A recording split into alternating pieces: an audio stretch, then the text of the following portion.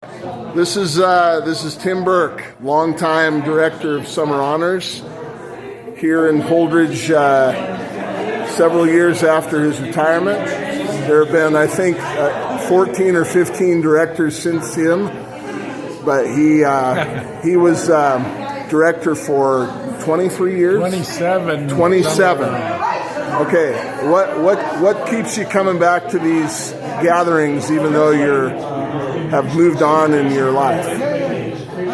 Well, I've learned that the Summer Honors program's probably one of the best programs of its kind in the nation. I taught in Minden before I became the director of Gifted Ed at the service unit, and I kind of was on the nominating end of that, and I had students that I nominated as 8th graders that got into the program, and they would come back and tell me about how great it was. And so over the years there, I really fell in love with the program and what it was all about. And when I had a chance to become the director of Gifted Ed at the service unit, I said, does that mean I get to direct Summer Honors too? And so that happened, and it's just one of those programs where I know that the kids benefit from it. They create lifelong friends. They get into subject matter that they wouldn't have been able to get into in a rural area high school. And so it meant a lot to me, and I put a lot of time and effort into that program, and I was there 27 years with that program. And after I retired, I still try to help out. I've created lifelong friends myself with instructors and students, and I come back every summer at least a day or so just to touch base with everybody and to see who's there. I've been out 13 years now, so a lot of the students I don't know as well as I used to, but I sure know a lot of the instructors.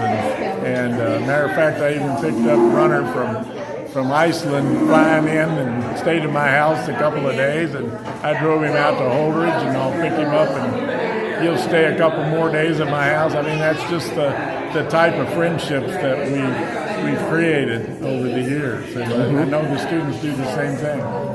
Yeah, it's nice. It's nice that the friendships happen not only among the students but among the staff, the faculty, and I think the faculty, they never got paid a whole lot for coming here. And I think if you ask the faculty the same thing, it's like, well, it's the camaraderie.